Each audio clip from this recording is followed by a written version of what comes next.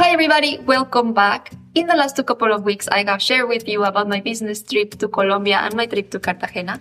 In between those 2 weeks, someone of you texted me on Instagram and said, Sofia, I am already your YouTube subscriber and I have recently got into your YouTube channel to see if you have any videos on how to find a job in Europe. And I said, this can be a video upon request, and I don't have an experience finding jobs in all of Europe, but I do have experience finding job in the Netherlands. So today I bring to you my story and my lessons learned along the way until finding a full-time job. I would like to start with addressing the big elephant in the room, and that is that finding a job is a job on its own. It is challenging to look into company profiles, job descriptions, skills required, typing your CV, drafting tailor-made cover letters, and all of that, of course, multiplies when you're trying to do all of this in a new country.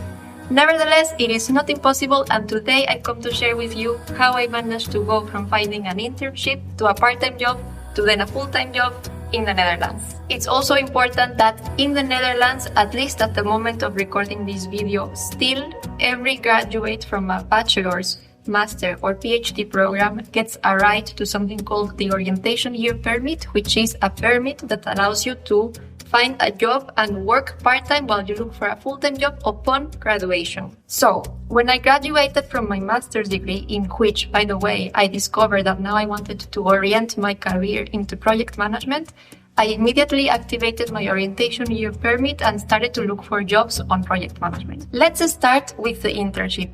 I have said before that I came to the Netherlands to do my master's degree, and I did my master in management starting on September 2019 and graduating in September 2020. As you may conclude already, I graduated just when the pandemic had started, so it was a difficult time to find a job. One, this is important to mention because indeed some of my decisions were made taking in consideration that there was a global pandemic. And two, and most importantly, I want to share with you guys that if I was able to find a job in the middle of a pandemic, guys, you can do it as well, for sure. So let's go to why I took an internship. When I was doing my master's, I figured that I wanted to now orient my career towards project management. And I did not have experience on this. So I needed an opportunity for learning. When an opportunity of an internship in project management came my way, I did not hesitate to take it because I thought it was a great place to start, and I was confident that I was going to do all of the efforts I could to make sure that I could stay in the company upon the internship completion. The internship was in a great Dutch company called Friesland Campina, which is it's a dairy company, and I was in the GMG team, which is the global markets and global accounts. So that was one. I really needed an opportunity to start learning. I think it's important that when you go abroad, if you want to change your career path, you need to understand that there's opportunities of positions that are not precisely middle or senior, but actually entry level or even an internship. Of course, I was also in the middle of a pandemic that also affected this fact, but it's important for you to know that if you go to a new country and you want to start over, you need to also take in consideration at what level you're going to enter the corporate ladder. The next thing I want to mention with that is that it also taught me to be humble. When you go abroad, you are competing against all of the locals, all of the people who are already speaking the language, used to the culture, more likely than you to stay for the long term. So if it's already difficult to back home find a job, imagine doing it abroad. So stay humble, understand that maybe the job positions that you're going to get offered are not precisely at the equivalent level of what you would get back home, but that is also fine. I would highly advise to accept the fact that if you are starting over in a new country, you probably will also have to stay humble and take, to begin with, positions of lower level than what you would have back home, and that gradually you can grow in that corporate ladder abroad as well. Next came the part-time job. As you may imagine, having an internship only was not precisely going to let me make the ends meet at the end of every month. So I needed to find a part-time job.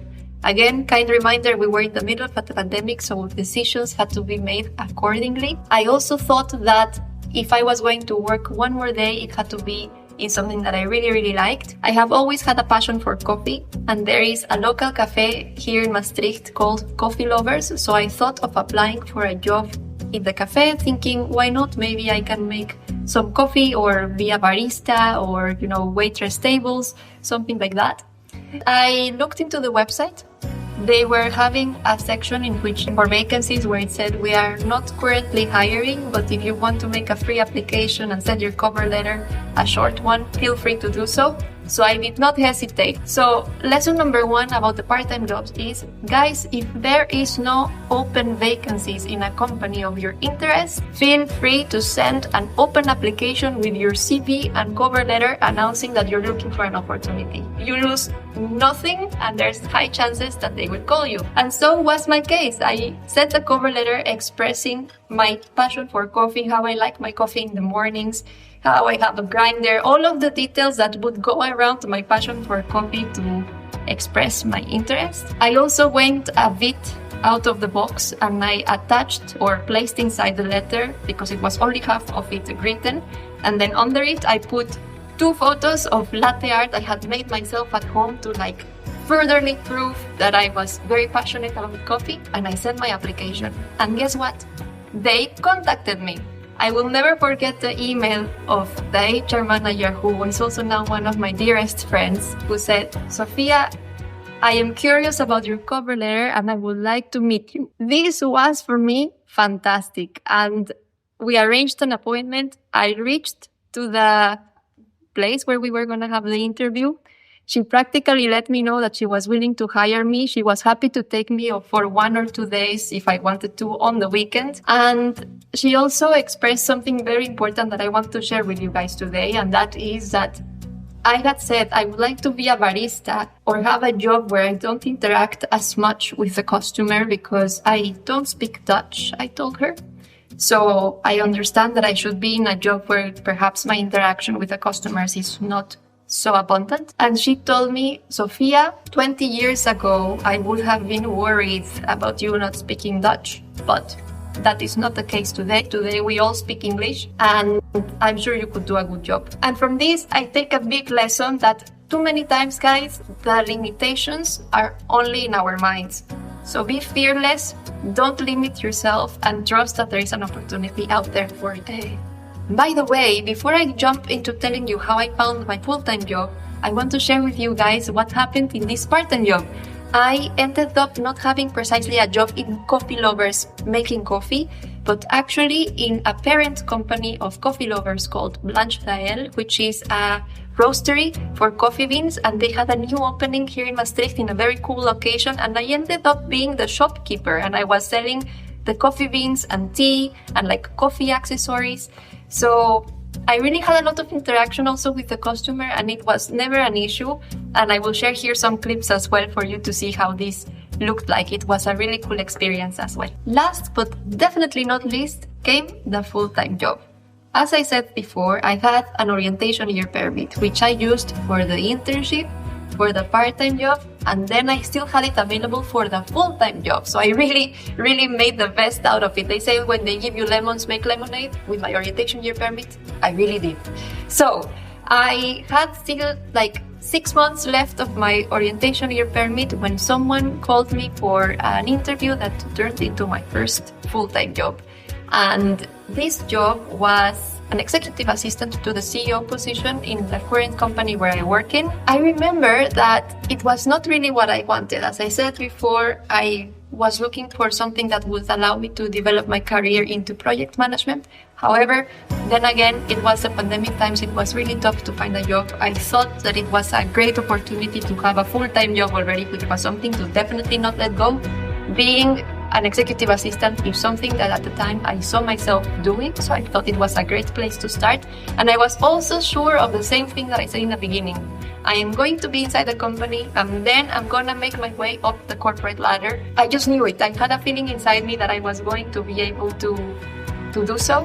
The day that I joined the company, coincidentally, the Latin America manager had left, and I saw that as a silver lining. I started assisting the position while they found someone to cover the vacancy. And suddenly I was assisting it for so long that after a year and a half, I got promoted to the position itself, which then allowed me to have plenty of project and product management to do inside the company.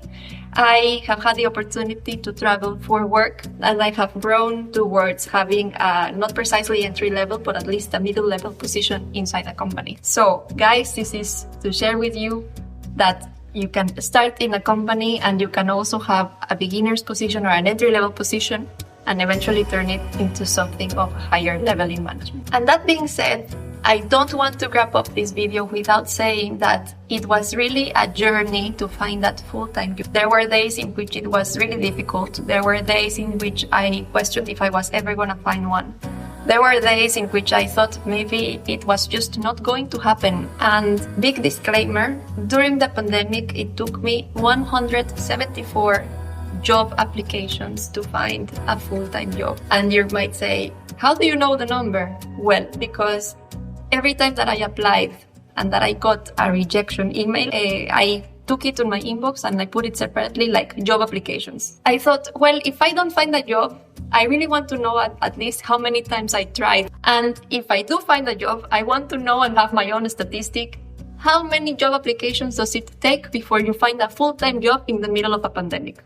So I said, all right, I'm going to count them. So this is what I want to tell you, not to bring you down, on the contrary, to let you know that really you should not give up. That if there is 10 applications you've done and you think like, nobody is taking my CV in consideration or whatever, it really is very, very soon to give up. And it's especially very soon to give up if you're attempting to find a job in another country. So there you have it, guys. This is my journey, this is my lessons learned, this is what I have done along the way to get an internship, a part-time job, and a full-time job. I hope you have found this information useful. I am here only to help. If you have any questions, if you would like to make a video upon request, like this very kind person who gave me this great idea of making a video on how to find a job abroad, please leave it in the comments below. For the time being, thank you once again. Please, please, please don't forget to subscribe. And that's all. See you next time.